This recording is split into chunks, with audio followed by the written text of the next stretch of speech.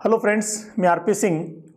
हमने पिछले सेशन में बात की थी मापन, मूल्यांकन और आकलन के बारे में, जहां हमने देखा था कि सीखने की जो एक प्रक्रिया होती है वो किसी उद्देश्य को लेकर संचालित की जाती है। उस उद्देश्य में शिक्षक ने सीखने सिखाने की प्रक्रियाओं के पश्चात और सीखने सिखाने की प्रक्रियाओं के दौरान कितनी उपलब्धियां हासिल की, बालकों ने क्या क्या सीखा और कितना सीखा, या फिर सीखने सिखाने के जो उद्देश्य थे उसमें कहां तक सफलता मिली। इन उद्देश्यों की सफलता को जांचने के लिए शिक्षण प्रक्रिया में एक महत्वपूर्ण पहलू होता है साथियों, या फिर शिक्षण प्रक्रिया का पार्ट होता है मूल्यांकन। मूल्यांकन को हमने जाना और मूल्यांकन के ही दो दूसरे आयाम, जिसका नाम था एक मापन, एक था आकलन, उनको हमने जाना और समझा। साथियों, हमने देखा कि वर्तमान परिप्रेक्ष्य में मूल्यांकन को थोड़ा और व्यापक माना गया है, और व्यापक मूल्यांकन की जहां बात आती है वहां पर एक नया वर्ड मापन मूल्यांकन की जगह इस्तेमाल किया जाता है, और वो है आकलन, असेसमेंट। आकलन एक बड़ी प्रक्रिया है, व्यापक प्रक्रिया है, जो सीखने के दौरान भी संचालित होती है और सीखने के पश्चात या फिर कार्य की समाप्ति के पश्चात भी संचालित होती है। वर्तमान में सीखने सिखाने की जो प्रक्रिया स्कूली शिक्षा में संचालित हो रही है, वहां पर आकलन को महत्वपूर्ण स्थान मिला हुआ है, या फिर आकलन को ही सीखने सिखाने की प्रक्रिया के साथ शामिल किया गया है। तो साथियों, जब मूल्यांकन की बात करते हैं, आकलन की बात करते हैं, तो मूल्यांकन को कैसे तैयार किया जाए, आकलन को कैसे तैयार किया जाए, उसका एक फॉर्मेट होता है, एक तरीका होता है। अर्थात सीधी भाषा में हम ये जानेंगे कि किसी भी बालक ने किसी विषय विशेष में या फिर किसी गतिविधि के दौरान या शिक्षक के द्वारा किसी उद्देश्य को लेकर जो एक गतिविधि संचालित की गई थी, सीखने सिखाने की प्रक्रिया संचालित की गई थी, उसमें बालक ने कितनी उपलब्धियां हासिल की हैं, किस तरह का अचीवमेंट बालक का बना है।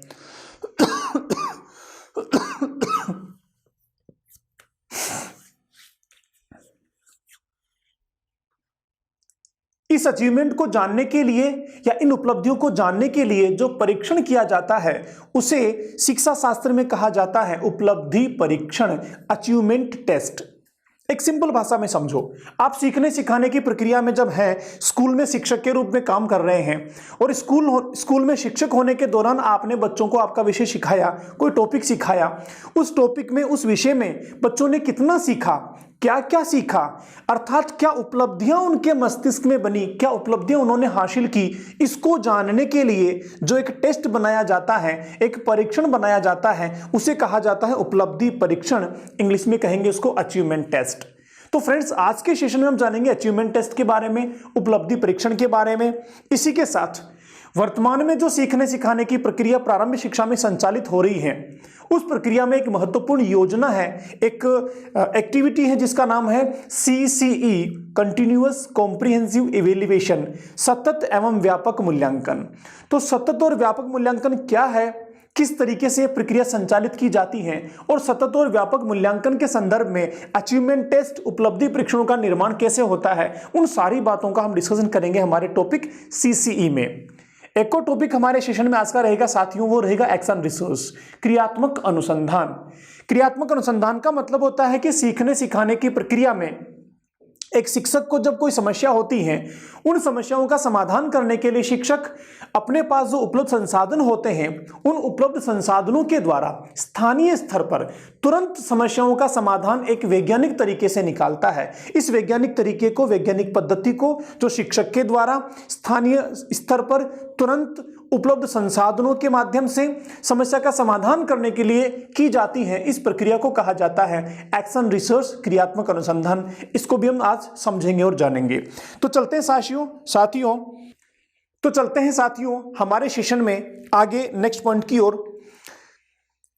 फ्रेंड्स, हम सबसे पहले बात करेंगे उपलब्धि परीक्षण के बारे में, अचीवमेंट टेस्ट के बारे में। देखिए, अचीवमेंट टेस्ट जैसा कि मैंने आपको बताया, एक इस तरह का परीक्षण, इस तरह का टेस्ट जिसके माध्यम से शिक्षक अपने द्वारा की गई शैक्षिक गतिविधियों में बच्चे ने कितनी उपलब्धियां हासिल की हैं, कितना बच्चा सीख पाया है, इसका अंदाजा लगाता है या फिर इसका पता लगाता है। उस परीक्षण को कहा जाता है अचीवमेंट टेस्ट, उपलब्धि परीक्षण। हम अगर सामान्य कक्षा कक्षों की बात करें तो सामान्य कक्षा कक्षों में हम अर्धवार्षिक परीक्षा लेते हैं, वार्षिक परीक्षा लेते हैं। पहला टेस्ट होता है, दूसरा टेस्ट होता है, 10th और 12th बोर्ड एग्जाम्स होते हैं। तो उनके लिए जो पेपर बनाया जाता है वह पेपर ही उपलब्धि परीक्षण होता है।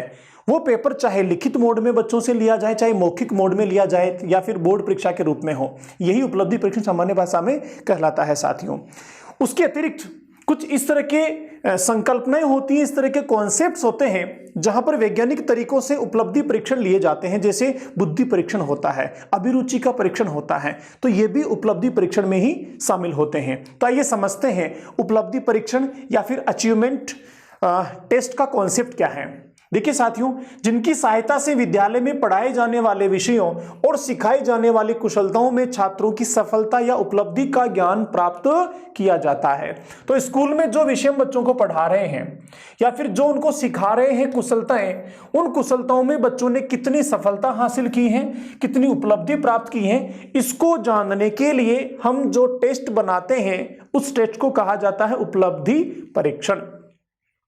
इनको विद्यार्थियों की सैद्धांतिक और व्यवहारिक ज्ञान की उपलब्धियों को जानने के लिए प्रयोग में लिया जाता है। दोनों पक्षों में होता है, पहला कौन सा, सैद्धांतिक थ्योरेटिकल पोर्शन, और दूसरा व्यवहारिक ज्ञान। दो तरह के परिवर्तन स्कूल में आते हैं सीखने सिखाने के दौरान। पहला वो नॉलेज, वो कंटेंट, वो तथ्य जो सैद्धांतिक होते हैं, जो फैक्चुअल होते हैं, जो बच्चे ने याद कर लिए हैं, ज्ञान का हिस्सा बन गया है। उसके अतिरिक्त कुछ उसके साथ वह इस तरह के अनुभव भी प्राप्त करता है जो संरचना के रूप में स्थायी रूप से बालक के मस्तिष्क में बन जाते हैं। तो दोनों ही पक्षों का अचीवमेंट टेस्ट किया जाता है, दोनों ही पक्षों में बालक ने कितनी उपलब्धियां हासिल की हैं इसके परीक्षण किए जाते हैं। दोनों पक्ष का मतलब सैद्धांतिक भी और व्यवहारिक भी। जैसे जांच परख टेस्ट मैंने आपको कहा था कि पहला टेस्ट होता है, दूसरा टेस्ट होता है अर्धवार्षिक परीक्षाएं, वार्षिक परीक्षाएं, ये सारे के सारे किसमें शामिल होते हैं, इन सबको कहा जाता है साथियों अचीवमेंट टेस्ट या फिर उपलब्धि परीक्षण। एक सिंपल व्यवहार में समझाता हूं मैं आपको। आप पहली कक्षा में गए और पहली कक्षा में जाने के बाद बच्चों को आपने क से लेकर ग तक 3 वर्णों के बारे में बताया, क, ख और ग, इनके बारे में बताया, समझाया, इनसे बच्चों को इंट्रोडक्शन करवाया। अब उसके बाद आपको यह पता लगाना है कि जो मैंने 3 वर्ण बच्चों को सिखाए, इन तीनों के बारे में डिस्कशन किया क्लासरूम में, ये बच्चे सीख पाए या नहीं सीख पाए। इस चीज को जानने के लिए आप किसी बच्चे को खड़ा करके पूछते हैं, किसी बच्चे से लिखवाते हैं, या फिर किसी उदाहरण से किसी बच्चे को रिलेट करते हुए उससे जानना चाहते हैं कि वो समझे कि नहीं समझे। बस यही उपलब्धि परीक्षण है सीधी भाषा में, कि बच्चे ने क्या सीखा, क्या उपलब्धियां हासिल की, इसको जानना, इसका पता लगाना कहलाता है उपलब्धि परीक्षण। उपलब्धि परीक्षण की बात करें साथियों तो उपलब्धि परीक्षण एक व्यवहारिक प्रक्रिया होती है, औपचारिक प्रक्रिया होती है, जिसमें स्कूल में इसको तैयार किया जाता है। तो वहां पर कौन कौन से सोपान होते हैं, कौन कौन से स्टेप्स होते हैं जिससे इसको निर्माण किया जाता है। तो बात करते हैं उपलब्धि परीक्षण के पहले सोपान की। सबसे पहले क्या करते हैं, शैक्षिक उद्देश्यों का निर्माण करते हैं। कौन से शैक्षिक उद्देश्यों का, उन शैक्षिक उद्देश्यों का जिन शैक्षिक उद्देश्यों को लेकर किसी सीखने सिखाने की प्रक्रिया को संचालित किया गया था, या फिर कक्षा में आपने जो टॉपिक पढ़ाया था, जो विषय पढ़ाया था, उस टॉपिक या विषय का उद्देश्य क्या था, क्यों आपने वो पढ़ाया था बच्चों को, क्यों गतिविधि संचालित की थी, उस गतिविधि को जिस उद्देश्य को लेकर संचालित किया गया था, उन उद्देश्यों का निर्धारण किया जाता है कि इस टेस्ट के माध्यम से हम उन उद्देश्यों को के बारे में पता लगाएंगे कि पूरे हुए या नहीं हुए, या फिर कितने पूरे हुए, कहां पर कमी रही। तो इन सारी चीजों का पता लगाने के लिए महत्वपूर्ण होता है उस गतिविधि के उद्देश्यों को पता लगाना, उन पाठों के उद्देश्यों का पता लगाना, या फिर उस विषय के उद्देश्यों का पता लगाना जो कक्षा में बच्चों को सिखाया गया, पढ़ाया गया, फिर संचालित किया गया। अभिकल्प का निर्माण, अभिकल्प के निर्माण का मतलब क्या हुआ कि हमने जो बच्चों के उद्देश्यों का निर्धारण किया है, इन उद्देश्यों का हम कैसे पता लगाएंगे कि उद्देश्यों की प्राप्ति हुई कि नहीं हुई। इसके लिए हम एक पेपर बनाएंगे, हो सकता है वो लिखित पेपर हो सकता है उसका आंसर हम कॉपी में लिखवाएं, या फिर उस पेपर का आंसर हम मौखिक उनसे पूछें। तो परीक्षा मौखिक होगी कि लिखित होगी, ऑब्जेक्टिव होगी, या किसी और तरीके से होगी। इसके लिए जो प्रारूप बनाते हैं, पेपर बनाते हैं, जो टूल का निर्माण करते हैं उपलब्धि परीक्षण के लिए, उसको कहा जाता है अभिकल्प का निर्माण। तो हम पहले टूल्स को तैयार करेंगे, उसके बाद तीसरा सोपान होता है रूपरेखा का निर्माण। किसकी रूपरेखा कि हम संचालित कैसे करेंगे उपलब्धि परीक्षण को, इसको हम जिस तरह से बोर्ड परीक्षा होती है वैसे लेंगे कि मौखिक लेंगे, लिखित लेंगे, ऑनलाइन तरीके से लेंगे, कोई गतिविधि करवाएंगे, समूह में होगी, व्यक्तिगत होगी, किस तरीके से उपलब्धि परीक्षण को मुझे बच्चों के साथ ऑर्गेनाइज करना है, इसकी रूपरेखा निर्माण की जाती है। तो पहला हो गया उद्देश्यों का निर्माण, दूसरा हो गया अभिकल्प का निर्माण, तीसरा हो गया रूपरेखा का निर्माण। अब इसके बाद चौथा नंबर किसका आएगा, जो उद्देश्य हमने निर्धारित किए हैं उन उद्देश्यों को पूरा करने के लिए, उन उद्देश्यों को जांचने के लिए हम कुछ चुनिंदा प्रश्नों का निर्माण करेंगे। तो अपेक्षित प्रश्न लिखना, हम अपेक्षित प्रश्नों को लिखेंगे कि 1 नंबर, 2 नंबर, 3 नंबर, 4 नंबर, ये हमारे 5, 6, 7, 10 प्रश्न हो गए। इन प्रश्नों के माध्यम से हमें उद्देश्य का पता लग जाएगा।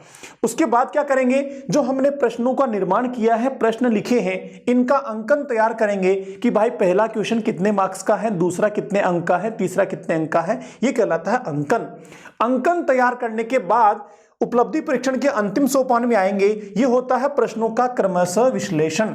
हम एक एक प्रश्न को फिर से विश्लेषण करेंगे कि ये जो प्रश्न मैंने लिया है ये उद्देश्यों की पूर्ति को जांचता है कि नहीं जांचता, उद्देश्यों से रिलीवेंट है या नहीं है, जो टॉपिक कंटेंट पढ़ाया गया है उससे संबंधित है या नहीं है, बच्चों के स्तर का है या नहीं है, इसकी लैंग्वेज बच्चे समझ पाएंगे कि नहीं समझ पाएंगे, जितना समय मैंने दिया है इतने समय में इसका आंसर आ पाएगा कि नहीं आ पाएगा। इन सारी चीजों के बारे में हम एक एक प्रश्न का विश्लेषण करते हैं, एनालिसिस करते हैं, वह कहलाता है प्रश्नों का क्रमशः विश्लेषण। तो फ्रेंड्स, ये हो गया उपलब्धि परीक्षण का सोपान कि जब हम उपलब्धि परीक्षण का निर्माण करेंगे, इसको बनाएंगे, तो कौन कौन से सोपान को हम काम में लेंगे, कौन कौन से स्टेप्स इसके होंगे। अब आगे चलते हैं। इसी में उपलब्धि परीक्षण जो होता है, अचीवमेंट टेस्ट जो होता है, इसमें कौन कौन सी विधियां होती हैं, कौन कौन सी प्रविधियां होती हैं। तो साथियों, 2 तरह की मुख्य विधियों को डिवाइड किया गया है। कई सारे तरीके हैं उपलब्धि परीक्षण के, कई सारे तरीके हैं मूल्यांकन, मापन और आकलन के, लेकिन फिर भी 2 मुख्य कैटेगरी में इनको बांटा गया है। एक स्टैंडर्ड अचीवमेंट टेस्ट, दूसरा नॉन स्टैंडर्ड अचीवमेंट टेस्ट। प्रमापी उपलब्धि परीक्षण और अप्रमापी उपलब्धि परीक्षण, दोनों को जानते हैं और समझते हैं कौन कौन सा किस तरीके से है। साथियों, पहला है प्रमापीकृत परीक्षण या प्रविधि। स्टैंडर्ड, प्रमापीकृत का मतलब हो गया स्टैंडर्ड। स्टैंडर्ड का मतलब, स्टैंडर्ड हम उस परीक्षण को कहते हैं, उस मूल्यांकन को कहते हैं, उस टेस्ट को कहते हैं जिसके परिणाम निश्चित होते हैं, जिसको लेने की प्रक्रिया जो है एक नियम और सिद्धांत के अनुसार होती है, जो वैज्ञानिक या मनोवैज्ञानिकों के द्वारा लिया जाता है, उसको हम कहते हैं स्टैंडर्ड या फिर प्रमापीकृत उपलब्धि परीक्षण। देखिए, मनोवैज्ञानिकों के द्वारा इसका निर्माण होता है, इसकी वैधता व विश्वसनीयता सुनिश्चित होती है, यह ध्यान रखना है। स्टैंडर्ड जो हमारा उपलब्धि परीक्षण है वो वैध भी होगा और विश्वसनीय भी होगा। विश्वसनीयता का मतलब हो गया ऐसा टेस्ट जिसको जितनी बार भी लिया जाए प्राप्तांकों में, अंकों में या परिणामों में कोई बदलाव नहीं आता, ऐसे टेस्ट को हम कहते हैं विश्वसनीय, रिलायबल। जैसे टर्मन का बुद्धि परीक्षण, हमने पीछे बुद्धि के टॉपिक में पढ़ा था। टर्मन ने एक सूत्र दिया है, mental as upon chronological age into 100।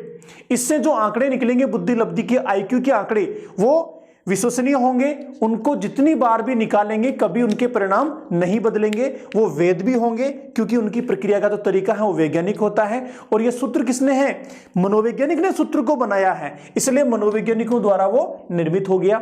बुद्धि लब्धि के आंकड़ों को जांचने के उपलब्धि परीक्षण की तरह से ही रुचि को जांचने का परीक्षण भी होता है। व्यक्तिक विभिन्नता या व्यक्तित्व परीक्षण, पर्सनालिटी टेस्ट भी होते हैं। हमने पढ़ा था पीछे, CAT था, TAT था, IBT था, है ना, ये सारे के सारे उपलब्धि परीक्षण। उपलब्धि परीक्षण मैंने आपको बताया से ये सारे के सारे टेस्ट। अभी आप रीट का एग्जाम देंगे, रीट का एग्जाम भी अपने आप में उपलब्धि परीक्षण है, अचीवमेंट टेस्ट है कि माध्यमिक शिक्षा बोर्ड ने जो आपको पेपर दिया है उस पेपर में आपने कितनी उपलब्धियां हासिल की हैं, कितने मार्क्स आपको मिले हैं, ये है। अभिरुचि परीक्षण, एप्टीट्यूड टेस्ट, उसके अलावा संवेगात्मक बुद्धि परीक्षण, इमोशनल इंटेलिजेंस टेस्ट, ये सारे के सारे हैं स्टैंडर्ड या फिर प्रमापीकृत उपलब्धि परीक्षण। तो साथियों, ये हो गया उपलब्धि परीक्षणों का पहला प्रकार। बात करते हैं दूसरे प्रकार की, जो आता है अप्रमापीकृत, नॉन स्टैंडर्ड परीक्षण या नॉन स्टैंडर्ड अचीवमेंट टेस्ट। इनको हम परीक्षण भी कह सकते हैं या फिर प्रविधि भी कह सकते हैं। अब देखो, नॉन स्टैंडर्ड कौन से हो गए जिनकी वेदता हो भी सकती है और नहीं भी हो सकती, उनमें विश्वसनीयता हो भी सकती है और नहीं भी हो सकती। वो किसी वैज्ञानिक या मनोवैज्ञानिक के द्वारा तैयार नहीं किए जाते, वो सामान्य शिक्षकों के द्वारा उनकी आवश्यकता के अनुरूप तैयार किए जाते हैं। तो उन्हें हम कहते हैं साथियों अप्रमापीकृत उपलब्धि परीक्षण या फिर नॉन स्टैंडर्ड अचीवमेंट टेस्ट। देखते हैं, इसका शिक्षक द्वारा अपनी आवश्यकता हेतु निर्माण किया जाता है। शिक्षक ने कक्षा में जो पढ़ाया वह बच्चों ने कितना सीखा, कितना उसको समझ में आया, कितनी उनमें संज्ञान की संरचना बनी, इसको जांचने के लिए शिक्षक तैयार करता है। वेदता व विश्वसनीयता पर आधारित नहीं होते हैं, मतलब वो वेद हो भी सकते हैं और नहीं भी हो सकते हैं। विश्वसनीयता रिलेबिलिटी उनमें हो भी सकती है तो नहीं भी हो सकती है। दूसरा है अप्रमापीकृत परीक्षण, जैसे टेस्ट, क्लास टेस्ट मैंने आपको बताए, प्रश्नावली पद्धति, साक्षात्कार, निरीक्षण, व्यक्ति इतिहास, अर्धवार्षिक परीक्षा, वार्षिक परीक्षा, बोर्ड की परीक्षाएं, लिखित में जितने भी एग्जाम होते हैं, आरएस मेंस हो गया, आईएएस मेंस हो गया, ये सारे के सारे किस में आते हैं? ये सारे के सारे नॉन स्टैंडर्ड में आते हैं साथियों, जिसमें वेदता हो भी सकती है और विश्वसनीयता हो भी सकती है और नहीं भी हो सकती है। यह शिक्षक, कोई संस्थान या फिर कोई बोर्ड या ऑर्गेनाइजेशन अपनी आवश्यकता के अनुसार इनका निर्माण करता है। अब ये जो हमारा नॉन स्टैंडर्ड है, अगर हम इसको स्कूली शिक्षा की बात करें, स्कूली शिक्षा की बात करें तो स्कूली शिक्षा में यह फिर से दो तरीके का होता है। पहला होता है साथियों आत्मनिष्ठ और दूसरा होता है वस्तुनिष्ठ। आत्मनिष्ठ और वस्तुनिष्ठ हमने जो पीछे मूल्यांकन पढ़ा था तब भी मैंने आपको समझाया था। इन दोनों को लेकर थोड़ा सा डिस्कशन फिर से करते हैं।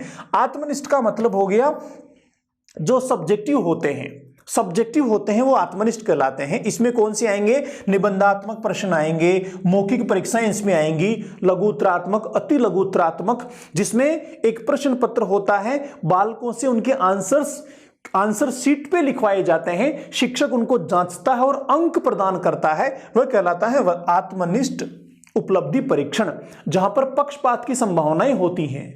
दूसरा हो गया वस्तुनिष्ठ ऑब्जेक्टिव अचीवमेंट टेस्ट, जैसे इसमें कौन कौन सा आएगा? सत्य असत्य वाले आ जाएंगे, वाक्य पूर्ति हो जाएगा, ऑब्जेक्टिव जो होते हैं बहुचयनात्मक हो जाएंगे, पद मिलान हो जाएंगे, सरल प्रश्न जो एक एक लाइन में जिनका आंसर आता है, जिसमें किसी व्यक्ति का नाम, वस्तु का नाम पूछा जाता है, अर्थात ये ऐसे प्रश्न होते हैं जिसमें उत्तर की सुनिश्चितता होती है, पक्षपात वाली बात यहां पर नहीं होती है। जैसे सत्य और असत्य है, आपने 5 स्टेटमेंट दिए, कौन सा सत्य है कौन सा असत्य है, बच्चों ने सत्य और असत्य को बता दिया। अब जो स्टेटमेंट सत्य है वो सत्य रहेगा, उसको कोई भी शिक्षक कितनी भी बार चेक करे, वहां पक्षपात की संभावनाएं या परिणाम बदलने की संभावनाएं नहीं रहती हैं, इसलिए उनको बोलते हैं वस्तुनिष्ठ। ऐसे ऑब्जेक्टिव की बात करें, आप रीट के एग्जाम दे रहे हैं, रीट के एग्जाम में आपकी ओमार सीट को कितनी भी बार चेक किया जाए उससे कोई फर्क नहीं पड़ता। जो मार्क्स आपको पहली बार में आ गए हैं, ओमार सीट को जितनी भी बार चेक करेंगे हर बार वही आंसर्स रहेंगे, और क्योंकि यह वैलिड है इसलिए इसमें वैधता भी शामिल होती है। तो अप्रमापीकृत जो आपके टेस्ट हो गया, उसमें 2 हो गए मुख्य, पहला हो गया वस्तुनिष्ठ, दूसरा हो गया आत्मनिष्ठ। आगे चले साथियों, तो उपलब्धि परीक्षण जो निर्माण किया जाता है, इस उपलब्धि परीक्षण के कौन कौन से स्टेप्स हैं, किन किन प्रक्रियाओं से इसको पूरा किया जाता है उसकी बात करते हैं। तो सबसे पहले क्या करेंगे? समस्या का चुनाव करेंगे।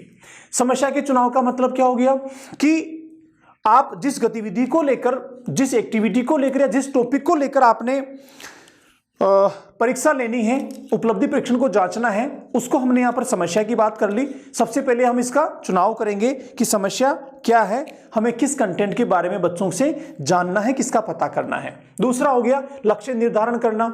लक्ष्य निर्धारित करने का मतलब हो गया हम किन किन उद्देश्यों को जांचना चाहते हैं, हमारा लक्ष्य कहां तक है, यह हो गया लक्ष्य निर्धारण करना। संपूर्ण पाठ्यक्रम, संपूर्ण पाठ्यक्रम का मतलब हो गया कि जब उपलब्धि परीक्षण का निर्माण कर रहे हैं तो हम ये ध्यान रखें कि उपलब्धि परीक्षण में अब तक जो पढ़ाया है उस पूरा का पूरा संपूर्ण पाठ्यक्रम उसमें शामिल हो जाए। जैसे मैं बात करूं पहले टेस्ट की, आपने प्रथम टेस्ट का उपलब्धि परीक्षण बनाया, उसका प्रश्न पत्र बनाया, तो पहला टेस्ट मान लीजिए 2 महीने में होता है, तो 2 महीने के दौरान आपने किसी भी स्पेशल विषय में या किसी टॉपिक पे कितना कितना पढ़ाया वो सारा का सारा उसमें शामिल होगा। आप वार्षिक परीक्षा का उपलब्धि परीक्षण बनवा रहे हैं तो वार्षिक परीक्षा वाले में पूरे सेशन में कितना पढ़ाया वो सारा का सारा उसमें शामिल होगा। तो ये होता है संपूर्ण पाठ्यक्रम का आशय। उसके बाद प्रश्न निर्माण। प्रश्नों का निर्माण जब किया जाता है तो वो ध्यान से किया जाता है, प्रत्येक के साथ में चिंतन मनन किया जाता है कि प्रश्न बच्चों की रुचि के अनुसार है या नहीं है, स्तर के अनुरूप है या नहीं है, उद्देश्यों की पूर्ति करते हैं या नहीं करते हैं। उसके बाद है समय निर्धारण, टाइमिंग का देखा जाता है कि हमने मान लीजिए एक पेपर में 20 क्वेश्चन बनाए और उसके लिए हमने समय दे दिया केवल 15 मिनट, पता लगा 15 मिनट तो क्वेश्चनों को पढ़ने में ही चले जाएंगे, तो बच्चा सोल्व कैसे करेगा। तो टाइमिंग का भी मैनेजमेंट देखा जाता है, प्रश्नों की संख्या कितनी है, हम बच्चे से लिखवाना चाहते हैं कि केवल बहुचयनात्मक है, अगर लिखवाना है तो कितने शब्दों का हमने लिमिट दिया है, उन सारी चीजों को देखा जाता है और उसके आधार पर फिर समय का निर्धारण किया जाता है। उसके बाद नील पत्र तैयार करना, ब्लूप्रिंट बोलते हैं इसको। नील पत्र का मतलब हो गया ब्लूप्रिंट। ब्लूप्रिंट का मतलब होता है, आपने कभी किसी मकान को बनते हुए देखा होगा, तो मकान को, इमारत को जब भी बनाते हैं तो आर्किटेक्चर्स या नक्शा नवीश जो होता है पहले एक प्रिंट तैयार करता है कि ये बिल्डिंग इस तरीके से बनेगी, और वह प्रिंट जो है वो ब्लू कागज में होता है, इसलिए उसको ब्लू प्रिंट कहा जाता है। तो एक तरह से ब्लूप्रिंट क्या होता है, किसी भी भवन या इमारत की पहले से प्लानिंग होती है कि इस तरीके से बनने वाली है। ऐसे ही उपलब्धि परीक्षण का जब निर्माण किया जाता है तो पहले ब्लूप्रिंट उसके लिए तैयार किया जाता है, ब्लूप्रिंट के आधार पर ही प्रश्नों का निर्माण किया जाता है। अर्थात हम जिन उद्देश्यों की बात कर रहे हैं उनमें से ज्ञानात्मक है, अवबोधात्मक है, कौशलात्मक है, संश्लेषण है, विश्लेषण है, ज्ञानोपयोग है, इन सारे उद्देश्यों को हम प्रश्न पत्र में शामिल करें। अर्थात इन सब उद्देश्यों को की प्राप्ति हुई कि नहीं हुई, इसको जानने के लिए इनसे संबंधित प्रश्नों को वहां पर शामिल किया जाता है। उसके अलावा इन सारे जो डोमेन होते हैं, कोग्निटिव डोमेन होते हैं, कोग्निटिव डोमेन्स को हमने शामिल किया कि नहीं किया, प्रश्नों की संख्या कितनी है, उनका अंक कितना है, ड्यूरेशन कितना है, इन सारी चीजों का जो प्लानिंग किया जाता है वो कहलाता है ब्लूप्रिंट या नीलपत्र तैयार करना। उसके बाद में प्रश्नों को व्यवस्थित करना, हमने जितने प्रश्न रखे हैं उनको व्यवस्थित करेंगे कि सबसे पहले बहुत छोटे प्रश्न होंगे, उसके बाद उससे बड़े होंगे, उसके बाद और बड़े होंगे, और सबसे बड़े वाले क्वेश्चन जो हैं वो सबसे अंत में होंगे। तो ये हो गया व्यवस्थित करना। प्रश्न लिखना और कठिनाइयों को खोजना, शिक्षक इन सारी चीजों को डिसाइड करने के बाद प्रश्नों का निर्माण करेगा। उसके बाद जो वर्ड्स थोड़े मुश्किल हैं, लैंग्वेज जो है उसके बारे में सोचेगा और जानेगा, उनको खोजेगा। उसके बाद अंक तालिका तैयार करना, जब सारा पेपर तैयार कर लिया है, पेपर तैयार करने के बाद वो एक रिजल्ट शीट तैयार करेगा, की तैयार करेगा कि पहले क्वेश्चन का आंसर ये होगा, इसका ये होगा, एक पूरी की तैयार करेगा। तो की तैयार करने तक का संपूर्ण काम जो है वो उपलब्धि परीक्षण के निर्माण का ही पार्ट होता है। केवल प्रश्नों का निर्माण ही नहीं होता है, उन प्रश्नों की भी तैयार की जाती है। बोर्ड एग्जाम जब होता है, बोर्ड एग्जाम की कॉपी जब हमारे पास में आती है तो साथ में की देके भेजता है माध्यमिक शिक्षा बोर्ड, और उसमें किस क्वेश्चन का आंसर क्या होगा वो पहले से डिसाइड होता है, उसके अनुसार ही फिर हमें उसका अंकन करना होता है, मार्क्स देने होते हैं। तो वो भी इसी का पार्ट है, की भी तैयार की जाती है उपलब्धि परीक्षण में। तो साथियों ये सारे के सारे सोपान हो गए जिनका हम ध्यान रखेंगे, इन पदों का ध्यान रखेंगे, स्टेप्स का ध्यान रखेंगे, गतिविधियों का ध्यान रखेंगे, कब, जब एक उपलब्धि परीक्षण का हम निर्माण कर रहे हैं। तो फ्रेंड्स ये हुआ हमारा अचीवमेंट टेस्ट। अचीवमेंट टेस्ट में सारी चीजों को हमने जाना और समझा।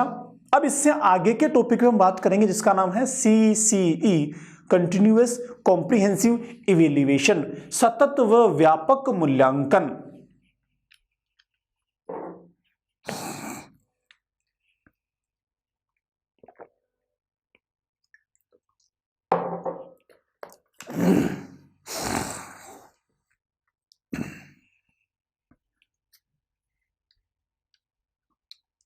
फ्रेंड्स सतत और व्यापक मूल्यांकन का संदर्भ थोड़ा एक गुणवत्ता के साथ जुड़ा हुआ है। मैं पहले से बात करूंगा फिर टॉपिक पे आएंगे हम। RTE 2009 एक एक्ट है हमारे प्रारंभिक शिक्षा के लिए, हम पढ़ेंगे, नेक्स्ट टॉपिक हमारा वही है इसके बाद में। तो वो क्या है, वो गुणवत्तापूर्ण शिक्षा की बात करता है, बालकों की प्रारंभिक शिक्षा की बात करता है, प्रारंभिक शिक्षा के अधिकार की बात करता है, और इस प्रारंभिक शिक्षा में गुणवत्तापूर्ण शिक्षा होनी चाहिए इसकी बात करता है। तो जब गुणवत्तापूर्ण शिक्षा की बात आती है तो फिर इसका मतलब क्या हुआ कि जो परंपरागत सीखने सिखाने के तरीके हैं इनमें बदलाव करने की आवश्यकता है। जब परंपरागत सीखने सिखाने के तरीकों में बदलाव करने की आवश्यकता है तो फिर मूल्यांकन की प्रक्रिया में भी बदलाव करने की आवश्यकता है, और यह नितांत आवश्यकता महसूस हुई आरटीई 2009 अधिनियम पारित होने के बाद। उससे पहले भी लगातार इस पर विमर्श होते रहते थे, उससे पहले भी कई सारी सिफारिशें विभिन्न डॉक्यूमेंट जो शिक्षा के लिए आए थे उनमें दी गई थी, लेकिन फिर भी आरटीई के बाद इसके ऊपर मूर्त रूप से काम किया गया और एक नई प्रणाली प्रारंभिक शिक्षा में शामिल की गई। इसमें क्या था, इस प्रणाली में बच्चों के सीखने सिखाने की प्रक्रिया को एक संपूर्ण मूल्यांकन के साथ जोड़ते हुए निर्धारित किया गया। संपूर्ण मूल्यांकन के साथ जोड़ने का मतलब क्या हुआ कि जो परंपरागत शिक्षा पद्धति थी उसमें जो मूल्यांकन होता था वह मूल्यांकन सामयिक होता था, पीरियोडिकल होता था, पहली चीज। दूसरी, वहां पर अंक पद्धति थी। तीसरी, वहां पर उनको फेल और पास करने के लिए न्यूनतम अंकों का निर्धारण था, वह परिणाम आधारित थी, उपलब्धि आधारित थी। उसमें दबाव था, तनाव था, भय था, ये सारी चीजें उसमें चल रही थी। बच्चों के लिए निश्चित मौके थे, ये सारी चीजें थी परंपरागत मूल्यांकन प्रणाली में। लेकिन जब गुणवत्ता की बात आई तो एक नवीन विधा, एक नवीन तरीका, नवीन टेक्निक प्रारंभिक शिक्षा में शामिल की गई जिसका नाम था सीसीई, कंटिन्यूस कॉम्प्रिहेंसिव इवैल्यूएशन। तो जो परंपरागत मूल्यांकन में कमियां थी उसको यहां पर दूर किया गया। परंपरागत मूल्यांकन में पहली कमी क्या थी, वो सामयिक होता था, पीरियोडिकल होता था, तो इसको सामयिक के बजाय सतत कर दिया, लगातार चलने वाला कर दिया।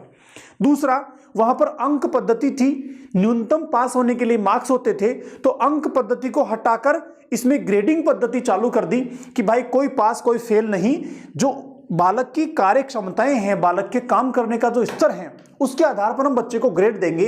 जो स्वयं अपनी इच्छा से काम कर रहा है वो ए ग्रेड में, जो मदद से काम कर रहा है वो बी ग्रेड में, और जो मदद के बाद भी काम नहीं कर पा रहा है वो सी ग्रेड में होगा। इसके अतिरिक्त जो परंपरागत पद्धति थी मूल्यांकन की, वहां पर एक निश्चित टॉपिक को लेकर, तथ्यों को लेकर, जानकारियों को लेकर कुछ लिमिटेड एरिया में से प्रश्न पूछे जाते थे। इस नवीन मूल्यांकन पद्धति में क्या कर दिया, इसको व्यापक बना दिया। व्यापक का मतलब बालक के सर्वांगीण विकास के पक्षों में से चीजों को जाना जाएगा। सर्वांगीण विकास में बालक ने कितनी उपलब्धियां हासिल की हैं, कितना सीख पाया है, किस स्तर तक, किस लेवल तक इसका विकास हो पाया है, इन सारी चीजों को जांचने के लिए यहां पर व्यापकता को शामिल किया गया। परंपरागत जो तरीका था वो दबाव वाला था, तनाव वाला था, क्योंकि एक निश्चित समय के बाद होता था, उसमें बाद में अतिरिक्त अवसर नहीं होते थे। लेकिन यहां पर क्योंकि व्यापक है, सतत है, तो ना तनाव है ना दबाव है, और यहां पर अवसरों की पर्याप्तता है।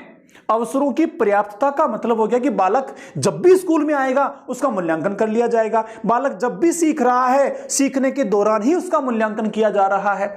तो यह बड़ा डिफरेंट था। परंपरागत मूल्यांकन प्रक्रिया में कमियां थी, लिमिट्स था, उसको यहां पर ब्रेक किया गया, कमियों को दूर किया गया। और एक सबसे बड़ी बात, परंपरागत जो मूल्यांकन पद्धति थी, उस परंपरागत मूल्यांकन पद्धति में अंतिम परिणाम के बाद, मूल्यांकन के बाद सुधार के अवसर नहीं होते थे। लेकिन यहां पर जो सीसी पद्धति है, यहां पर क्योंकि ये कार्य के दौरान भी हो रही है, कार्य के पश्चात भी हो रही हैं, इसलिए लगातार सुधारों की प्रबल संभावनाएं होती हैं। निदानात्मकता होता है, उपचारात्मकता इसमें होती है, रिमेडी की पूरी संभावनाएं होती हैं। तो साथियों, ये हो गई हमारी नवीन मूल्यांकन की पद्धति, जिसको आंकलन के साथ जोड़ा गया, मूल्यांकन से थोड़ा इसको व्यापक बनाया गया। क्यों बनाया गया?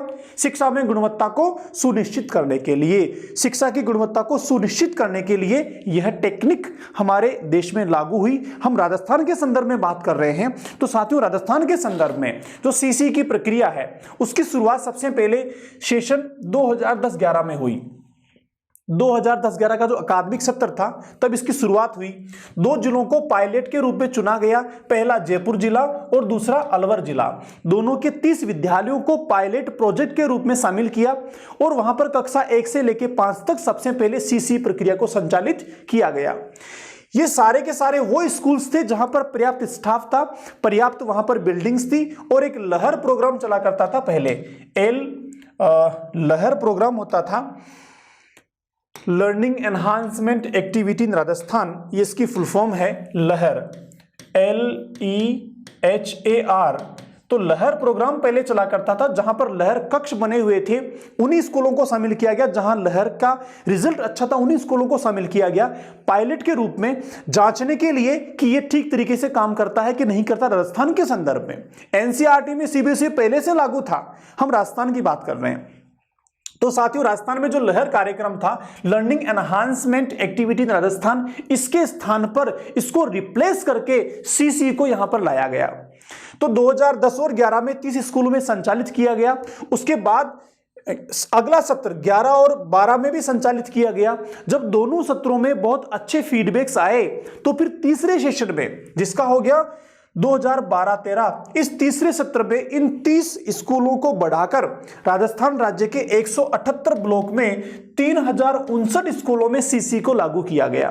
तथा जो शुरू में 30 विद्यालय थे, इन 30 विद्यालयों में शुरू में तो केवल कक्षा 1 से लेकर 5 के लिए संचालित हुआ था। इसको यहां पर क्या करा, इन 30 विद्यालयों में तो 1 से लेकर कहां तक कर दिया, 8 तक कर दिया, मतलब 6, 7, 8 में भी इसको संचालित कर दिया। और जो बाकी नए स्कूल्स थे उसमें इसको 1 से लेकर 5 तक संचालित किया गया। जब यहां से भी फीडबैक अच्छे आए, तो सीसी के अंतिम चरण में अर्थात सत्र 2013-14 में राजस्थान के सभी ब्लॉक के प्रारंभिक शिक्षा के विद्यालय में सीसी को लागू कर दिया गया। साथियों, सीसीई जो है, ये राजस्थान के वर्तमान शिक्षा की बात करें तो राजस्थान के प्रत्येक विद्यालय में, जो माध्यमिक शिक्षा का हो चाहे प्रारंभिक शिक्षा का हो, और विदित हो, आपको पता होना चाहिए कि वर्तमान में प्रारंभिक शिक्षा और माध्यमिक शिक्षा समाप्त हो गई है। वर्तमान में दोनों को मर्ज करके केवल स्कूल शिक्षा बना दिया गया है। लेकिन क्योंकि पुरानी बात हो रही है, इसलिए मैं प्रारंभिक शिक्षा का रेफरेंस दे रहा हूं। तो प्रारंभिक शिक्षा में इसको शुरुआत किया गया था। वर्तमान में संपूर्ण स्कूल शिक्षा में, जहां 1 से लेकर 5 तक के विद्यालय संचालित हैं, उन सब में सीसीई की प्रक्रिया चालू है, जिसको आजकल SIQE कहा जाता है। चुनिंदा विद्यालयों में 6 से लेकर 8 में भी यह प्रक्रिया संचालित है। तो साथियों, इस तरीके से राजस्थान में सबसे पहले सीसी की प्रक्रिया को प्रारंभ किया गया। आगे चले तो सीसी की प्रक्रिया है क्या वास्तव में? देखो, सीसी का मतलब होता है कंटिन्यूअस कॉम्प्रिहेंशन इवैल्यूएशन, सतत और व्यापक मूल्यांकन। सतत का मतलब लगातार चलने वाला, पूरे सत्र पर्यंत चलने वाला। व्यापक का मतलब जो केवल पाठ्य पुस्तक पर आधारित नहीं हो, किसी पढ़ाई गई सामग्री पर आधारित नहीं हो, इतना व्यापक हो कि बालक के विकास के सर्वांगीण पक्षों को उसमें शामिल किया जाए, इस तरह का मूल्यांकन। तो क्या केवल मूल्यांकन ही है? जी नहीं। सतत आप समझ गए, व्यापक आप समझ गए, अब आ जाओ मूल्यांकन पर।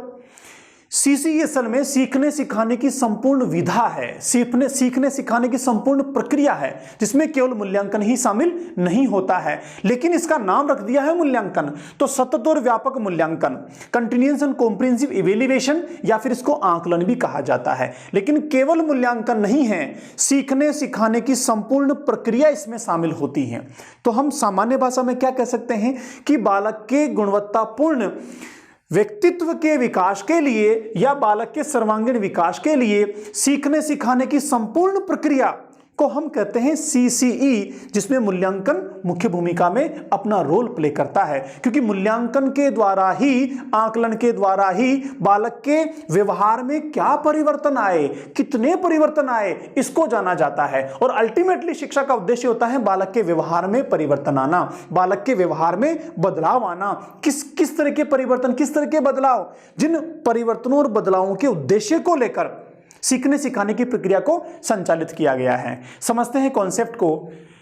सतत व व्यापक मूल्यांकन की अंतर्निहित भावना यह है कि प्रत्येक बच्चे में सीखने सिखाने की प्रक्रिया के दौरान सीखने के भरपूर अवसर देना, जहां भी उसे फीडबैक और सहारे की जरूरत हो वह उसको दिया जाए या बालक को मिले। देखिए, 2-3 बातें ध्यान रखनी है आपको।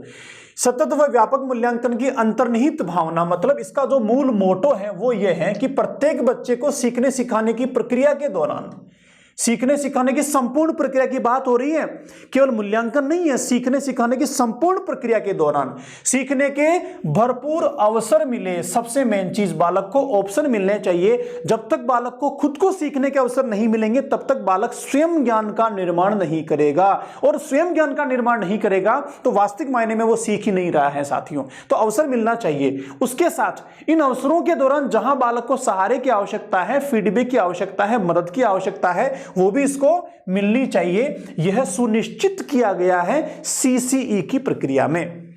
सीसी न केवल शिक्षकों को अपने शिक्षण अधिगम प्रक्रिया में सुधार लाने के अवसर देती है, बल्कि बच्चों को उचित समय पर पृष्ठ पोषण भी देती है। देखो महत्वपूर्ण चीज क्या है, शिक्षकों को अपने शिक्षण अधिगम की प्रक्रिया में, क्योंकि सीसी में हम क्या कर रहे हैं, बच्चों ने क्या सीखा, कितना सीखा, इसका लगातार सीखने के दौरान ही आकलन कर रहे हैं। जब सीखने के दौरान आकलन कर रहे हैं, मान लीजिए मैं बच्चों को सिखा रहा हूं और मुझे पता लगा कि जो तरीका मेरा था वो ठीक नहीं है, मुझे कैसे पता लगा, मेरे आकलन के द्वारा मुझे पता लगा, तो तुरंत मेरे तरीकों को बदल लूंगा। जो सामग्री मैं काम में ले रहा था वो बच्चों के लिए मददगार नहीं हो रही है, हेल्पफुल नहीं है, मुझे किससे पता लगा, आकलन से पता लगा, मैंने तुरंत उसको बदल दिया। तो ये क्या हो गया, ऐसा करने से मेरे सीखने सिखाने की जो प्रक्रिया है ना उसमें गुणवत्ता आएगी, सुधार आएगी, मेरे बच्चे ज्यादा सीख पाएंगे। तो किसके लिए मददगार हो गया, मेरे खुद के लिए, अर्थात शिक्षक के लिए मददगार हो गया।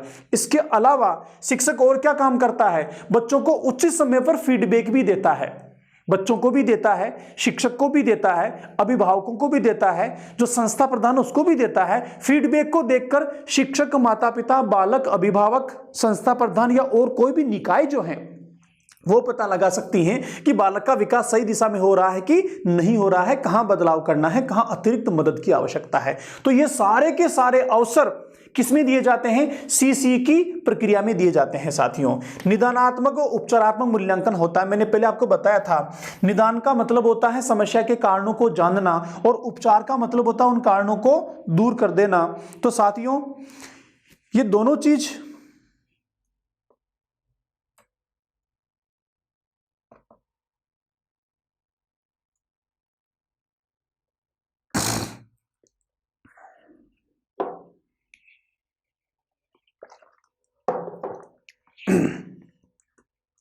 निदानात्मक व उपचारात्मक मूल्यांकन, निदान का मतलब होता है समस्या के कारणों को जानना और उपचार का अर्थ होता है उनको दूर कर देना।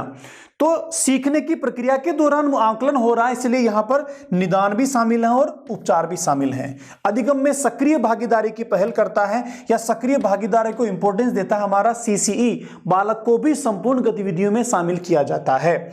अभिप्रेरणा व छात्रों के मूल्यांकन हेतु उपयोगी तथा अपनी क्षमता पहचानने में उपयोगी होता है। मोटिवेशन और मूल्यांकन के लिए उपयोगी होता है। बच्चे को जो फीडबैक मिल रहा है, जो उपलब्धियां बच्चा हासिल कर रहा है सीखने के दौरान, उससे उसको मोटिवेशन मिलता है कि हाँ मैंने इतना सीख लिया है, मुझे और आगे सीखने की आवश्यकता है। इसके अतिरिक्त बच्चे की अपनी क्षमताएं क्या है उनको पहचानने के भी यहां पर मौके मिलते हैं। शैक्षिक व शैक्षिक गतिविधियों में छात्रों के सभी पक्षों का मूल्यांकन करता है। मैंने कहा था इसमें व्यापकता शब्द जुड़ा हुआ है। कौन सा, व्यापकता शब्द जुड़ा हुआ है। तो व्यापकता का मतलब हो गया बालक के सीखने के सभी पक्षों को इसमें शामिल किया गया है, अर्थात बालक की सभी गतिविधियों को जांचा जाता है, उन पर काम किया जाता है साथियों। तो ये हमने समझा सीसी का मूल उद्देश्य क्या था, मोटो क्या था, किस तरीके से शैक्षिक गतिविधियां कक्षों में उद्देश्यों को लेकर संचालित होती हैं। अब इस संपूर्ण प्रक्रिया को संचालित करने के लिए कुछ टूल्स निर्धारित किए गए हैं, कुछ उपकरण इसमें शामिल किए गए हैं जिन टूल्स के माध्यम से सीसी की प्रक्रिया संचालित होती है। साथियों टूल्स में सबसे पहले नंबर पर आता है शिक्षक योजना डायरी। शिक्षक योजना डायरी क्या होती है, ये एक डायरी होती है सरकार के द्वारा प्रिंटेड, टीचर्स को दी जाती है ये डायरी। इस प्रिंटेड डायरी में योजना बनाई जाती हैं। कौन सी योजना होती है, इसमें एक दैनिक योजना होती है, रोजाना शिक्षक को क्या पढ़ाना है उसकी योजना होती है। उसके अलावा पाक्षिक योजना भी होती है। दैनिक योजना हो गई, पाक्षिक योजना हो गई, मतलब 15 दिन में बनाई जाती हैं। तो एक महीने को 2 भाग में बांट दिया जाता है, पहला पक्ष और दूसरा पक्ष। 15 दिन के लिए योजना बनाई जाती है।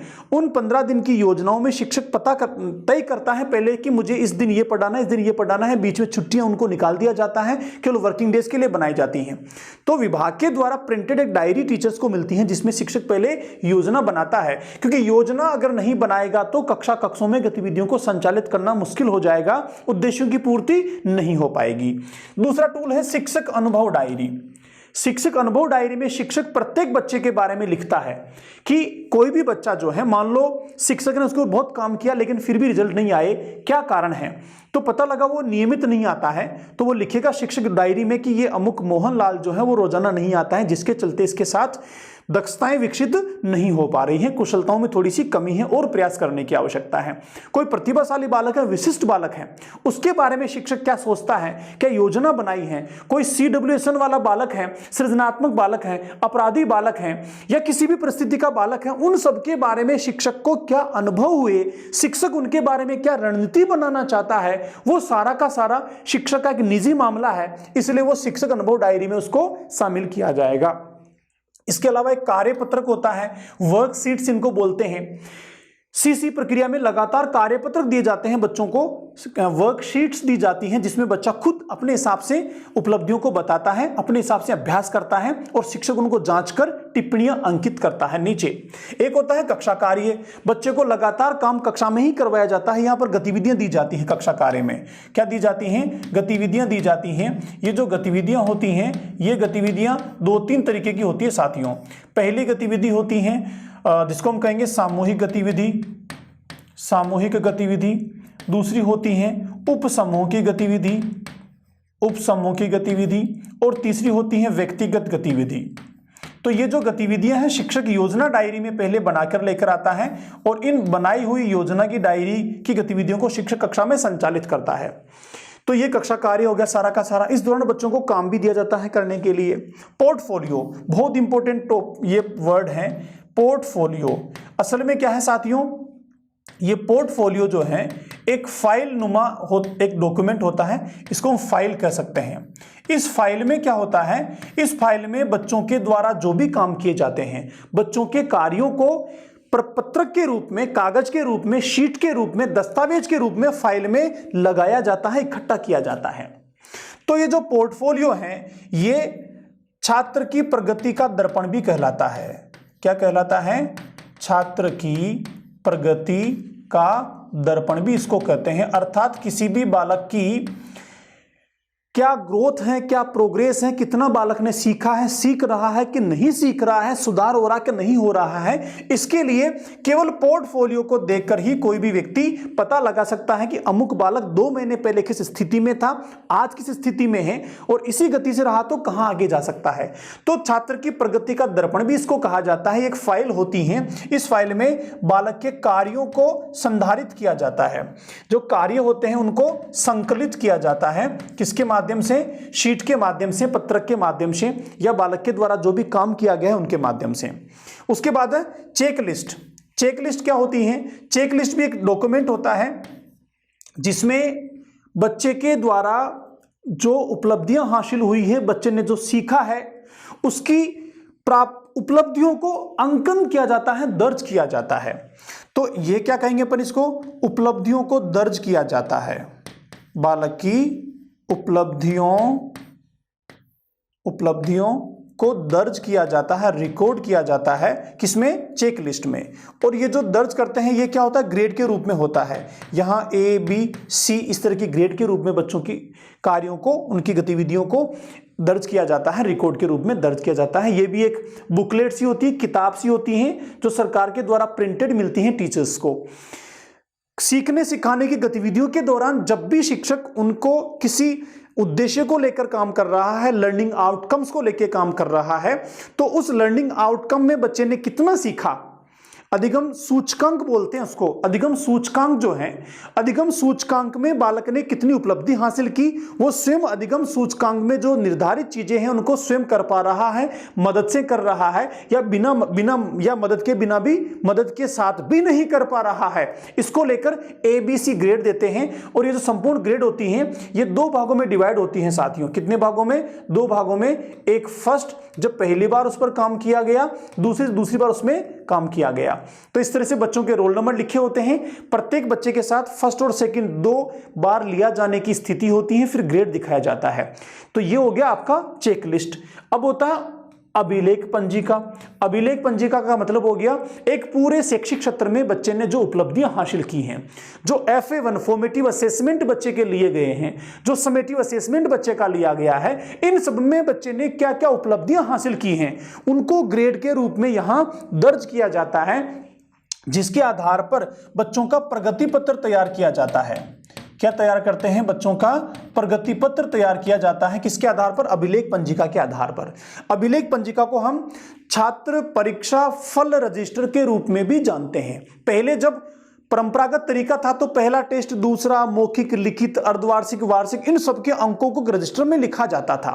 उस रजिस्टर के आधार पर प्रगति पत्र, प्रोग्रेस रिपोर्ट तैयार की जाती थी। बस उससे मिलता जुलता ही ये डॉक्यूमेंट है अभिलेख पंजिका, जिसमें बालक के द्वारा प्राप्त उपलब्धियों को लगातार सत्र के दौरान दर्ज किया जाता है और अंत में इसके आधार पर प्रगति पत्र तैयार किया जाता है। तो साथियों, संपूर्ण सीसीई की एक शैक्षिक क्षेत्र में होने वाली प्रक्रियाएं जो हैं, इन टूल्स के माध्यम से संचालित होती हैं, जिनका बहुत महत्वपूर्ण रोल होता है, सबसे इंपॉर्टेंट होता है।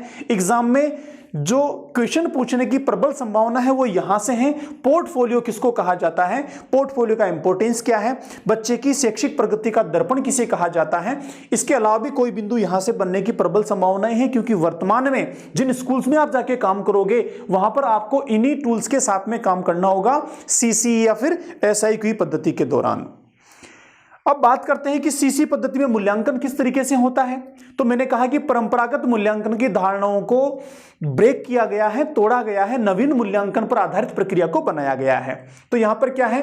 अंकों के बजाय ग्रेड दी जाती है बच्चों को।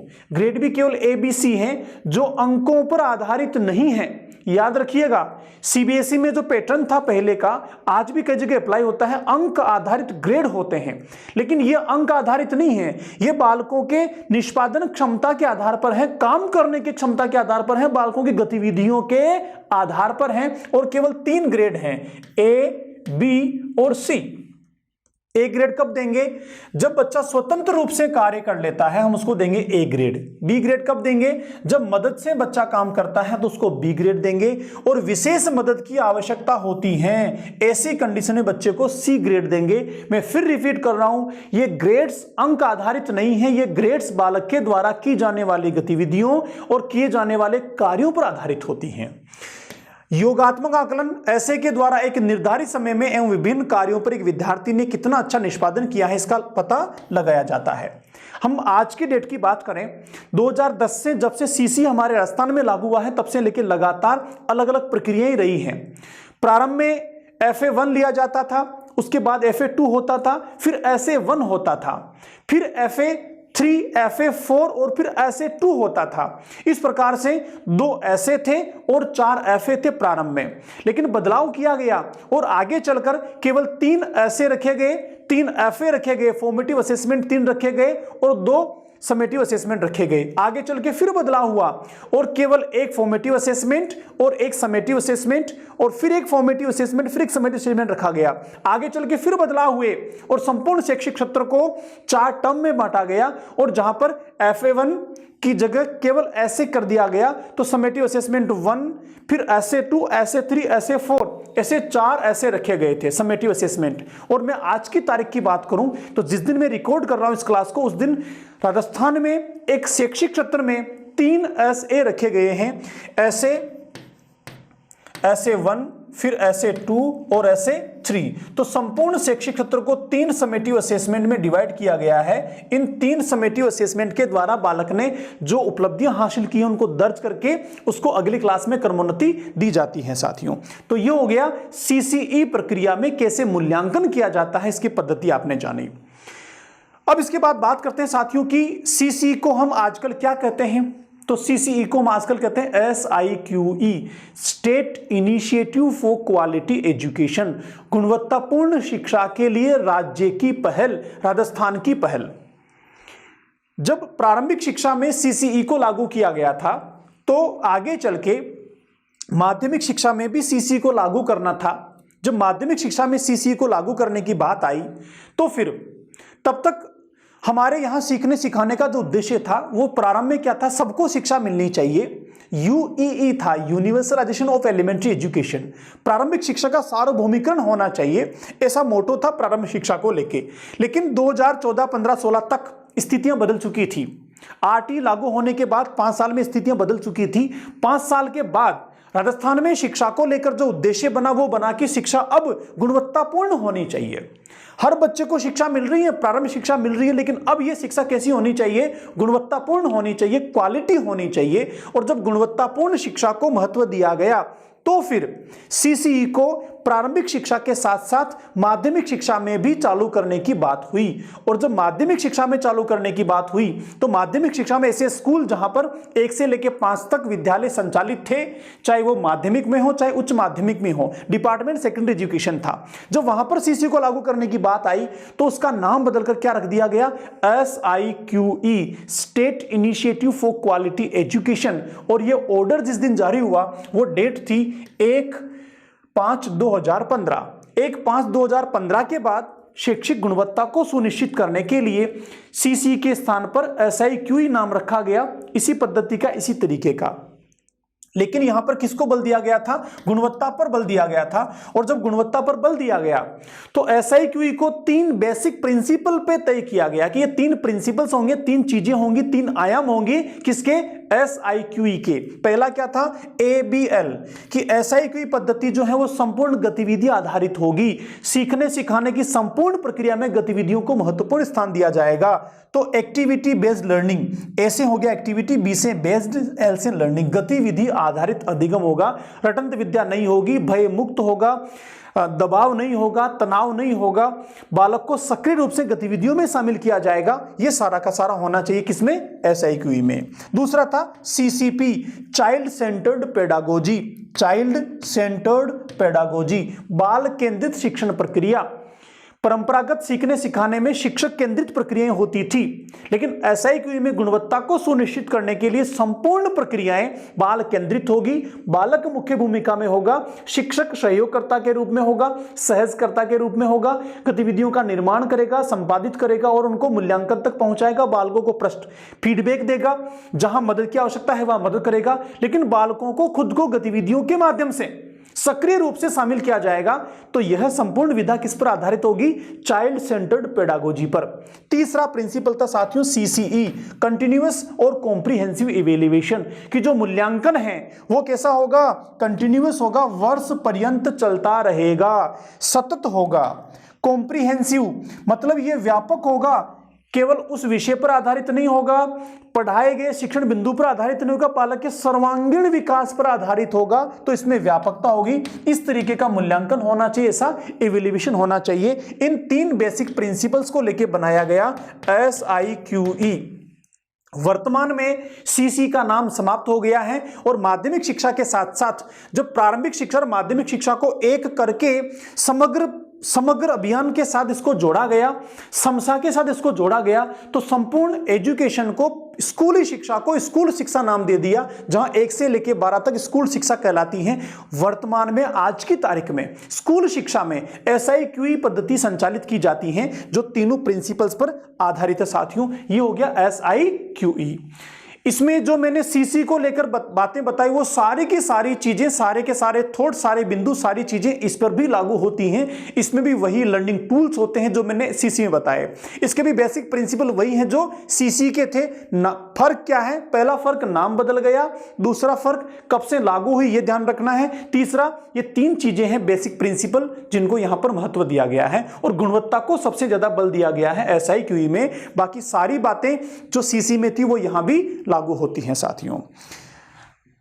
बालकों के शैक्षिक स्तरों में गुणात्मक वृद्धि सुनिश्चित करना, सबसे मेन चीज क्या था? क्वालिटी पर जोर दिया गया। दूसरा, प्राथमिक कक्षाओं के विद्यार्थियों को ट्रांजिशन रेट में उच्चतम दर तक सुधार लाना। ट्रांजिशन रेट का मतलब होता है जो प्रारंभिक और माध्यमिक शिक्षा के बीच में गैप होता है, सीखने के स्तरों में जो फर्क होता है उसको बदला जाए, उसको ठीक किया जाए और बच्चों के सीखने में जो गुणवत्ता आती है उसको बढ़ाया जाए।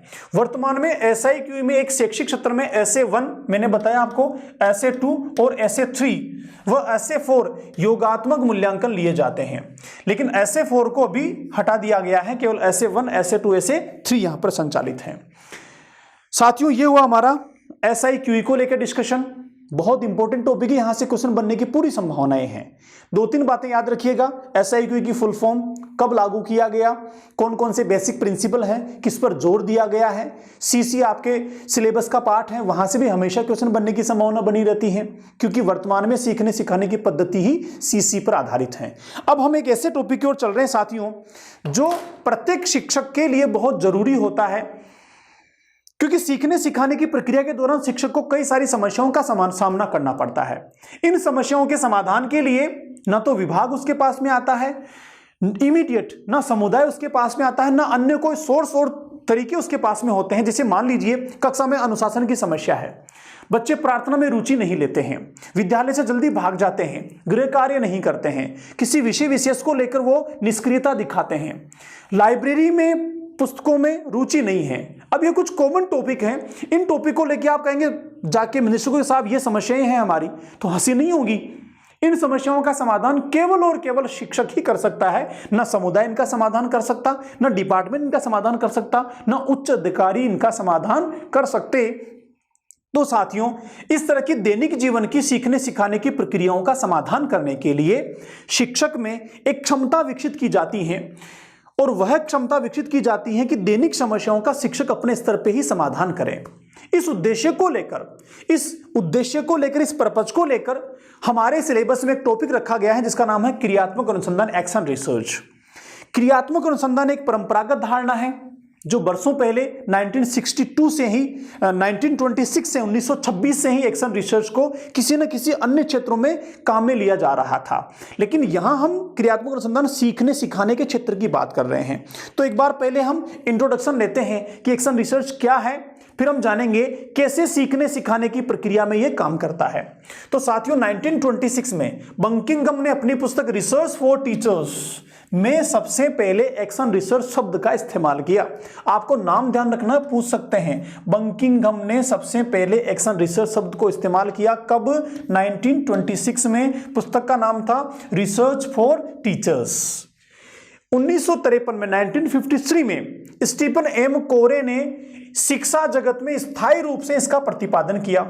तो एक्शन रिसर्च क्योंकि बड़ी संकल्पना है, उसको सबसे पहले इनेट किया बंकिंघम ने, और स्टीफन एम कोरे ने शिक्षा जगत में सीखने सिखाने की प्रक्रिया में इसको स्थापित किया।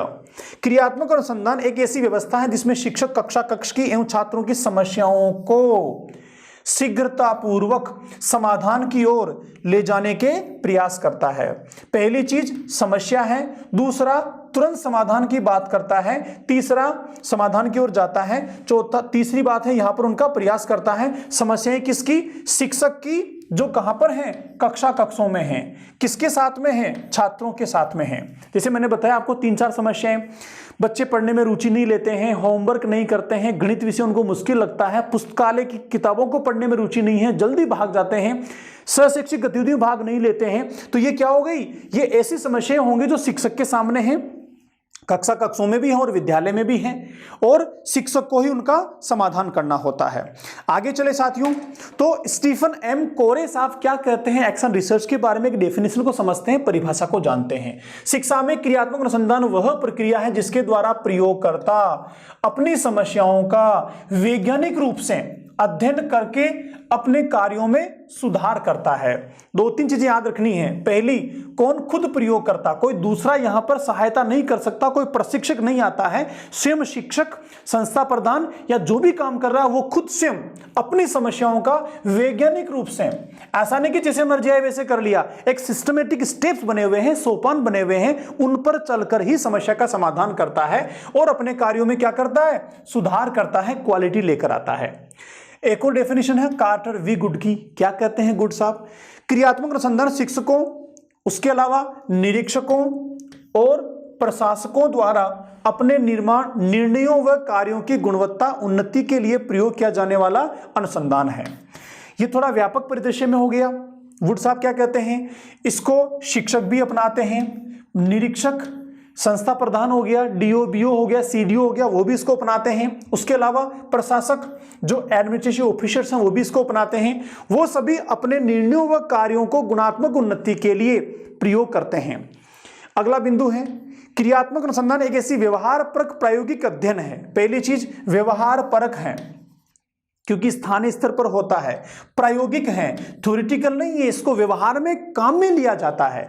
अध्ययन है जिसके अंतर्गत विद्यालय किस किस में होता है, विद्यालयों में होता है, विभागों में होता है, संगठनों में होता है, कारखानों में भी होता है, आदि से संबंधित व्यवहारिक समस्याओं का, किसका, व्यवहारिक समस्याएं हैं, समाधान कैसे, तत्काल समाधान, एक बार एग्जाम में पूछा गया था, तत्काल समाधान की बात करता है के कर्मचारियों के द्वारा, और इनको करता कौन है, कर्मचारी करते हैं, मतलब जो उसमें शामिल है वही, स्थान या संस्था के स्तर पर ही इसको किया जाता है। तो कई सारी चीजें हैं जो उस स्कूल में है, उसका स्टाफ ही इसको करेगा, संस्था प्रदान ही इसको करेगा, स्कूल में ही करेगा, उपलब्ध संसाधनों के आधार पर ही करेगा, व्यवहारिक समस्याएं होनी चाहिए, प्रायोगिक उसकी प्रक्रिया होनी चाहिए, तुरंत समाधान की ओर जाएगा। तो ये सारी की सारी चीजें शामिल होती साथियों एक्शन रिसर्च में। अब क्रियात्मक अनुसंधान की विशेषताएं हम समझते हैं, कौन कौन सी विशेषताएं हैं जो एक्शन रिसर्च के साथ में जुड़ी हुई हैं। पहले, सामाजिक इकाइयों से संबंधित अनुसंधान होता है। अनुसंधान दो तरह के होते हैं, एक होता है जो परंपरागत होता है, जैसे बड़े बड़े वैज्ञानिक करते हैं, अभी कोरोना का टीका आया, एक बड़ा रिसर्च का रिजल्ट है, अनुसंधान का परिणाम है, तो ये वो नहीं है, ये सामान्य अनुसंधान है जो कहां होता है, सामाजिक इकाइयां, मतलब कक्षा कक्ष में होता है, तो एक सामाजिक इकाई हो गई, विद्यालय में हो गया तो सामाजिक इकाई से संबंधित है, संस्था के सदस्यों के द्वारा किया जाता है, जो संस्था के सदस्य हैं वही इसको संचालित करते हैं, बाहर से कोई शिक्षक प्रशिक्षक अन्य व्यक्ति इसमें शामिल नहीं होता है। स्थानीय परिवेश तक सीमित होता है, स्कूल की समस्या समाधान कर रहे हैं स्कूल तक ही उसका सीमित है। वस्तुपरक अध्ययन किया जाता है, ऑब्जेक्टिविटी होती है। चक्रीय अध्ययन है, चक्रीय का मतलब एक समस्या का समाधान हो गया, फिर कोई नई समस्या उस पर शुरू हो गया एक्शन रिसर्च, उसका समाधान हो गया, फिर कोई नई समस्या, तो लगातार दैनिक जीवन में चलता ही रहता है, इसलिए चक्रीय प्रक्रम हो गया। दैनिक आवश्यकताओं का अभिन्न अंग होता है, दैनिक जीवन में लगातार समस्याएं आती हैं आवश्यकताओं की पूर्ति के दौरान, इसलिए उससे जुड़ा हुआ होता है। जनतांत्रिक भावनाओं पर आधारित है, जनतांत्रिक का मतलब क्या हो गया, जिसमें सभी को बराबर महत्व दिया जाता है, निरंकुशता नहीं चलती है इसमें, केवल तात्कालिक समस्याओं के समाधान से संबंधित है, मतलब समस्याओं का समाधान इमीडिएट करने पर जोर देता है। अब देखिए, दो तरह के अनुसंधान होते हैं दुनिया में, एक होता है क्रियात्मक अनुसंधान, दूसरा होता है आधारभूत अनुसंधान। दोनों में क्या अंतर है हम शॉर्टली जानेंगे। आधारभूत का मतलब क्या हो गया, जो बड़े लेवल पे होते हैं, जैसे अंतरिक्ष में कोई आपको स्पेस में कोई इंसेक्ट भेजना है तो उसके लिए अनुसंधान हो गया, मेडिकल में कोई अनुसंधान हो रहा है, किसी और क्षेत्र में हो रहा है, तो बड़े बड़े अनुसंधान को बोलते हैं आधारभूत अनुसंधान। क्रियात्मक होता है छोटे लेवल पर स्थानीय व्यक्तियों के द्वारा उपलब्ध संसाधनों के लिए, व्यवहारिक होता है, सामाजिक होता है, प्रायोगिक, और दोनों में एक बड़ा फर्क हो गया। तो ये जो अंतर है ना, किन किन आधारों पे अंतर हो गया, पहला हो गया नियंत्रण की मात्रा का अंतर, जैसे जो बड़ा आधारभूत अनुसंधान होता है उसका कंट्रोल किसी संगठन के द्वारा होता है, किसी प्रशिक्षक के द्वारा होता है, और बिना कंट्रोल के वो संचालित नहीं होता है। लेकिन ये जो आपका क्रियात्मक अनुसंधान है इसका नियंत्रण स्वयं अनुसंधानकर्ता के हाथ में ही होता है, किसी और अथॉरिटी के हाथ में नहीं होता है। प्रतिचयन प्रक्रिया का अंतर, चयन करने के लिए इसमें कमेटी होती है, सिलेक्शन होता है, बड़े लेवल पे फिर उद्देश्य को या विषय वस्तु को चुनते हैं जिस पर अनुसंधान करना है। लेकिन यहां पर प्रतिचयन जो है ना, जो अनुसंधान करता है वो स्वयं अपने स्तर पे ही कर लेता है। उद्देश्यों का अंतर, क्रियात्मक अनुसंधान का उद्देश्य होता है तुरंत समस्या का समाधान करना, जबकि इसका उद्देश्य बड़ा व्यापक होता है, उच्च स्तर का होता है। परिवेश संबंधी अंतर, क्रियात्मक अनुसंधान परिवेश से जुड़ा होता है, आसपास से जुड़ा होता है, जबकि ये परंपरागत जो है आधारभूत किसी बड़े उद्देश्य को लेकर होता है। अनुसंधानकर्ता के स्तर का अंतर, अनुसंधानकर्ता यहां पर एक प्रशिक्षक होगा, ट्रेंड होगा, लेकिन यहां पर कोई भी अनुसंधान कर सकता है। अध्ययन सामग्री का अंतर, क्रियात्मक अनुसंधान में उपलब्ध संसाधनों के आधार पर किया जाता है, जबकि इसमें विशेष टूल्स होते हैं, मशीनें होती हैं, उपकरण होते हैं, कई सारी सामग्रियां होती हैं। अनुप्रयुक्ति का अंतर, जो इंप्लीकेशन होगा, व्यवहार में जो प्रयोग होगा, इसकी अनुप्रयुक्तियां बहुत उच्च स्तर की होती है, उद्देश्य आधारित होती हैं, लेकिन इसकी अनुप्रयुक्तियां, इसका जो इंप्लीकेशन है, इसका इंप्लीकेशन एक्शन रिसर्च का सामान्य व्यवहार में गुणवत्ता लाना होता है, तुरंत समस्याओं का समाधान करना होता है। सामान्यीकरण का अंतर, जनरलाइजेशन भी होता है, जैसे इनका एक बड़ा सामान्यीकरण बिंदु होता है, लेकिन ये सामान्य व्यवहार में होने वाले अंतर होते हैं। तो ये दो डिफरेंस, दोनों के बीच अंतर हो गया, आधारभूत अनुसंधान के बीच और क्रियात्मक अनुसंधान के बीच। अब साथियों में अंत में बात करेंगे क्रियात्मक अनुसंधान की प्रक्रिया को लेकर के, संपूर्ण प्रक्रिया कैसे संचालित होती है। इसमें सबसे पहला बिंदु होता है समस्या का चयन व सीमांकन। क्रियात्मक अनुसंधान करने के लिए सबसे पहले समस्या का चयन करते हैं कि कौन सी समस्या है। उस समस्या का, जैसे मान लीजिए आपने चयन कर लिया कि बच्चे गणित विषय में रुचि नहीं लेते हैं या फिर मात्राओं की शुद्धियां करते हैं, तो मात्राओं की शुद्धियां करते हैं, ये हो गया आपके विषय का चयन और सीमांकन। अब मात्रा के शुद्धियों में जो है वो कौन सी मात्राओं की शुद्धियां करते हैं उसका आपको पता करना होगा कि ई की मात्रा है कि ऊ की मात्रा है, कौन सी मात्राएं हैं। समस्या का मूल्यांकन व कथन, जो समस्या है उसका मूल्यांकन करेंगे कि कितने बच्चों में यह समस्या है, कौन सी मात्राओं को लेकर है, और उसके बारे में स्टेटमेंट देंगे। समस्याओं के विशिष्ट आधारों पर क्रियात्मक परिकल्पनाओं को विकसित करना। हम सोचेंगे कि जो, मान लीजिए मैंने उदाहरण ले लिया, छोटी ई और बड़ी ई की जो मात्रा है, इन दोनों मात्राओं के प्रयोग में बच्चों को समस्या आ रही है, अक्सर गलतियां करते हैं। तो हम एक प्लान बनाएंगे कि इन छोटी ई और बड़ी की मात्रा की समस्या को दूर करने के लिए हम ये 5 तरह की गतिविधियां करेंगे। रोजाना बच्चों को बोर्ड पर दोनों मात्राओं से संबंधित 10 शब्दों को लिखवाएंगे, बच्चों से लिखने को कहेंगे, घर जाके 10 शब्द ढूंढने की बात करेंगे किसी अखबार में से, किसी और सोर्स के माध्यम से। तो हमने 5 गतिविधियां निर्धारित की और हमने कहा कि इन 5 गतिविधियों पर हम 2 महीने काम करेंगे, 15 दिन काम करेंगे, और 2 महीने काम करने के दौरान हम देखेंगे कि 2 महीने के पश्चात बच्चे जो हैं इन मात्राओं की समस्याओं को से दूर हो जाएंगे, अब इनमें ये समस्याएं नहीं आएंगी। तो हमने पहले से ही क्या करा, एक हाइपोथेसिस बनाया, एक परिकल्पना बनाई। तो वो होता है हमारा तीसरा सोपान होता है क्रियात्मक अनुसंधान की प्रक्रिया का। उसके बाद क्या करेंगे, जो हमने हाइपोथेसिस बनाया है, परिकल्पना बनाई है, उस परिकल्पना की जांच करेंगे। कब? निर्धारित अवधि के बाद। मान लो हमने 15 दिन का पीरियड लिया था, 15 दिन के बाद हम बच्चों का मूल्यांकन करेंगे। पहले भी मूल्यांकन किया था, हमने 20 शब्द दिए थे बच्चों को छोटी बड़ी की मात्रा के। उन 20 में से बच्चों ने मान लीजिए 15 जगह गलतियां की थी, उन्हीं शब्दों को हम दोबारा बच्चों को देंगे। अब पता लगा 15 की जगह केवल 2 जगह गलतियां हैं, बाकी 18 जगह जो है वो सही है। तो ये मूल्यांकन के आधार पर हम क्या करेंगे, जो हमने हाइपोथेसिस बनाया था उसकी जांच करेंगे। तो क्रियात्मक परिकल्पनाओं की वैधता के मूल्यांकन हेतु उपयुक्त योजना प्रयुक्त करेंगे। योजना के बाद, योजना कौन सी कि ये 5 गतिविधियां हैं, ये हम करेंगे, ये योजना हो गई। उसके बाद निर्मित प्रारूप का परीक्षण करेंगे। परीक्षण कौन सा, हम टेस्ट लेंगे कि गलतियां कम हुई या नहीं हुई। उसके बाद उपलब्ध साक्ष्यों के आधार पर क्रियात्मक परिकल्पनाओं का मूल्यांकन करेंगे। जो हमने टेस्ट लिया, उस टेस्ट में पता लगा कि पहले 15 गलतियां थी 20 में से, अब केवल 2 गलतियां हैं 20 में से, 18 सही हैं। तो क्या हो गया, हमने जो हाइपोथेसिस बनाया था उसका मूल्यांकन हो गया। अब उसके बाद जो मूल्यांकन हुआ उसके बाद हम क्या करेंगे, अगर यहां पर हमारा जो हाइपोथेसिस था वो सही होता है तो फिर हम आगे बढ़ते हैं, सही नहीं होता है तो वापस से प्रक्रिया को शुरू करते हैं। तो नेक्स्ट क्या हो गया, निष्कर्षों की रचना तथा आगामी क्रियाओं हेतु नवीन क्रियात्मक परिकल्पनाओं की रचना हेतु संकेत प्रस्तुत करना। कि अगर हमारा परिकल्पना सही हो गई, जो हमने प्रयास किए थे उसमें बच्चे को उपलब्धियां हासिल हो गई, तो आगे बढ़ेगा अनुसंधान, वरना वापस से ये बेक जाएगा। तो साथियों ये कुछ सोपान थे, कुछ स्टेप्स थे, एक प्रक्रिया थी क्रियात्मक अनुसंधान की। अब हम कुछ गुणों की बात करते हैं कि कौन कौन सी क्वालिटीज हैं क्रियात्मक अनुसंधान में। तो पहला है दैनिक समस्याओं के समाधान हेतु उपयोगी होता है। दूसरा, सैद्धांतिक ज्ञान का व्यवहारिक उपयोग होता है। तीसरा, सामाजिक इकाइयों की समस्याओं का सीमांकन इसमें किया जाता है। नेक्स्ट है, समस्याओं का तात्कालिक समाधान इसमें निकाला जाता है। परिवर्तित परिस्थितियों में आवश्यक संशोधन इसमें संभव होते हैं क्योंकि हम खुद ही निर्माण कर रहे हैं। स्थानीय परिवेश से संबंधित होता है क्योंकि स्कूल की समस्याओं को लेकर होता है, स्थानीय परिवेश हो गया, हर स्कूल की अलग अलग समस्याएं हो गई। प्राप्त निष्कर्षों की उच्चतम वैधता होती है क्योंकि हमने खुद ने ही तैयार किया है, हमने रिजल्ट भी देखा है, परिवर्तन भी देखा है, बच्चों पर अप्लाई करके भी देखा है, इसलिए हम कहेंगे वैधता होती है। मानवीय मूल्यों का विकास इसमें होता है क्योंकि बच्चों के साथ हम खुद व्यवहारिक रूप से इसका संपादन कर रहे हैं। तो ये कुछ गुण हैं साथियों क्रियात्मक अनुसंधान के।